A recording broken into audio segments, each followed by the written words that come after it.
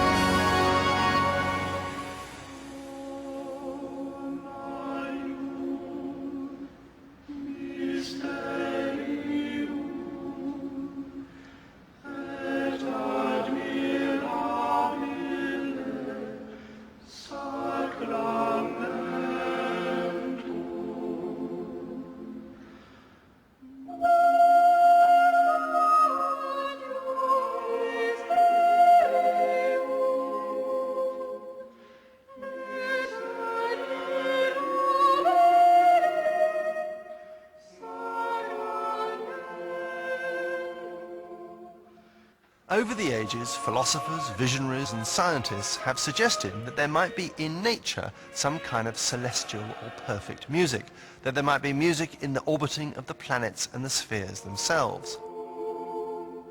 Others have talked of the heavenly music of angels and archangels. Why have they believed this? What aspect of music is it that has provoked such speculation? The answer is harmony. It seems to be more mystical, elusive and magical than other elements of music. It feels like it's come from some place or time that's beyond our everyday experience.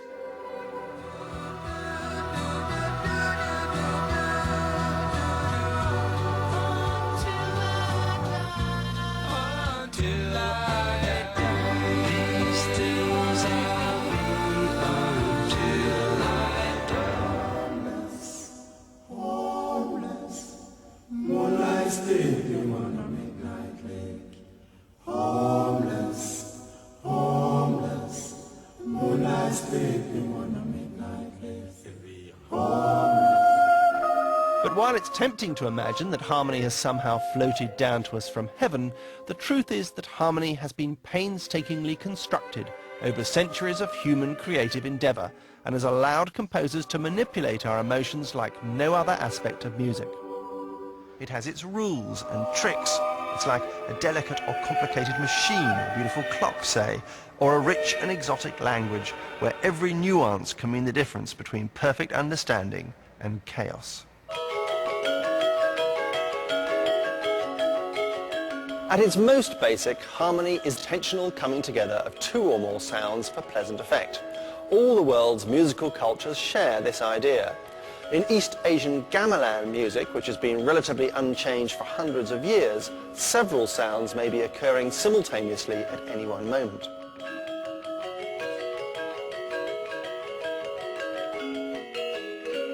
But harmony in Western music is doing something else altogether, turning the collision of notes into a deliberate and complex structure of its own.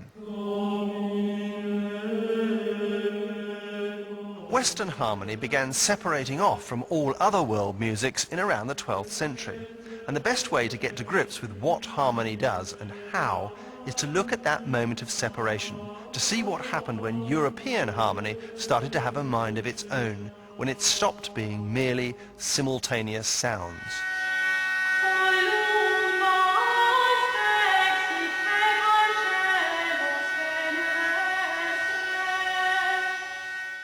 This is a symphony. It's an ancient European stringed instrument. It's kind of a cross between a violin and a sewing machine. The apparently self-perpetuating note it makes is called a drone. Bagpipes do drones as well. In fact, a lot of the world's folk music involves drones of one kind or another. You turn the wheel and make a continuous note, and above it you can play or sing any melody you like. Ye oldie ghetto blaster.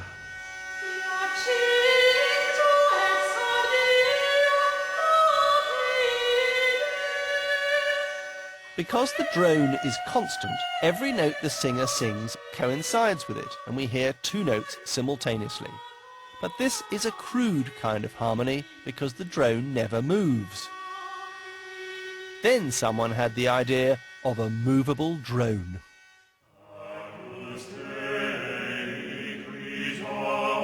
Again, a crude sort of harmony because the drone simply shadows the melody.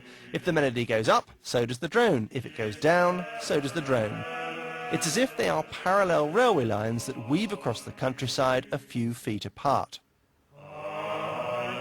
In this piece, two singers sing the melody while two sing the drone at a lower pitch. This system of parallel lines gradually disappeared as a new kind of harmony came into being that would hold sway for 700 years right up to the present day. Dream, dream, dream, dream. In the next part, we'll find out how the development of chords revolutionized Western music.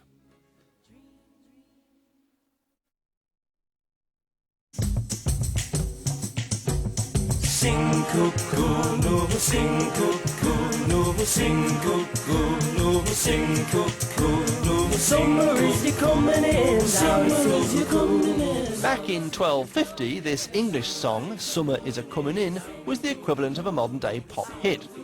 Why is this song so important in the history of harmony?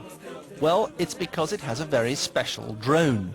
This drone moves independently of the tune. What's important is the way that it shifts from this mini chord to this mini chord. And if you play them one after another like this,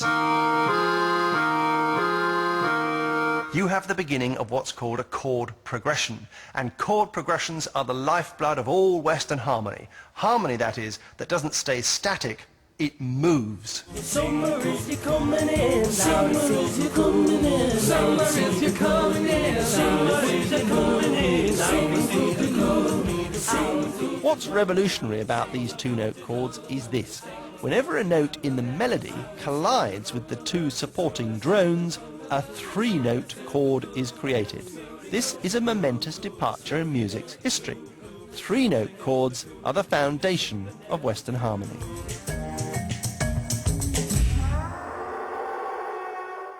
Having found that chords could move, the next stage was to find out which chords sounded best in what order. The progressive movement from chord to chord in music can be totally random. There's no rule that says it can't. I could accompany the tune of Summer is a-comin' in with these two chords, if I really wanted to. Summer is a-comin' in, loudy sing cuckoo. It's not very nice sounding, but it is harmony of a kind. So what is it that determines which chords you use to accompany your melody? In the early days of chordal harmony, they very quickly developed strict, non-random rules about what you should do. And these ideas became deeply entrenched in the minds of composers over the next 500 years. So where did these strict ideas come from? Who determined that there are hierarchies of notes and that each chord should be made up of three notes? Well, they weren't invented by some brilliant composer or developed by a committee. Hierarchies of notes were there all along, before we humans found them. Once discovered, their power was harnessed and exploited, and it gave immense energy and drive to Western harmony. I'm going to reveal this secret of nature just through the plucking of a harp string. You might think that each of these harp strings gave you one note per pluck. Well, you'd be wrong. Depending on how you pluck it, each string has 2, 3, or even 4 different notes on offer. It's just that the extra ones are in hiding, and if no one told you how to find them, they'd stay a secret forever. What's more, they were put there by nature, not humankind. Katrin will now play some of the secret notes. These hidden notes are called harmonics. And harmonics are what help to create hierarchies in notes and chords. It just so happens that the note B flat, for example, when it occurs in nature, actually has contained within it a spectrum of other notes, just like the invisible colours inherent in natural white light. The existence of these other, barely audible notes gives the sound its rich and full quality. Now let's hear the fundamental note you get when you pluck the string normally. Now Katrin will play the same string with her palm against the string in order to reveal the hidden first harmonic. Magic, isn't it? As a matter of fact, every single note has a whole series of its own harmonics, but the human ear can only pick out the first 3 or 4 in the sequence. A dog or a dolphin might be able to hear more of them, which is presumably why you don't get that many harp-playing dolphins and Labradors, since it must be a right racket to them.